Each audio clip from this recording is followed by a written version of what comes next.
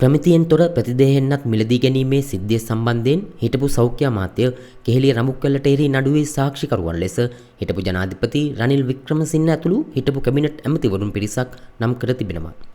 මෙම නඩුවේ සාක්ෂිකරුවන් ලෙස පුද්ගලින් 350කට ආසන්න සංඛ්‍යාවක් නම් කර ඇත. ඒ අතර හිටපු ජනාධිපති රනිල් වික්‍රමසිංහ, හිටපු අමාත්‍යවරුන් වන නිමල් සිරිපාල ද සිල්වා, විජේදාස රාජපක්ෂ, ඩග්ලස් දේවානන්ද, රෝෂාන් රණසිංහ යන හිටපු කැබිනට් අමාත්‍යවරුන් ඇතුළත්ය. ඊට අමතරව ජාතික ඖෂධ නියාමන අධිකාරියේ සභාපති වෛද්‍ය ආනන්ද විජේවික්‍රම ඇතුළු වෛද්‍යවරුන් කණ්ඩායමක්ද ඊට ඇතුළත්ය. එමෙන්ම මෙම නඩුවට අදාළව නඩු භාණ්ඩ 300කට ආසන්න සංඛ්‍යාවක්ද පැමිණිල්ල විසින් ඉදිරිපත් කර තිබේ. ප්‍රමිතියෙන් තොර ප්‍රතිදේහෙන්නක් මිලදී ගැනීමේ සිද්ධිය සම්බන්ධයෙන් හිටපු සෞඛ්‍ය අමාත්‍ය කෙහෙලිය රඹුක්වැල්ල ඇතුළු විත්තිකරුවන් 12 දෙනෙකුට එරෙහිව නීතිපතිවරයා විසින් කොළඹ ත්‍රිපුද්ගල මහාධිකරණ විනිසුරු මඩුල්ලක් හමුවේ අධිචෝදනා ගොනු කෙරිණි.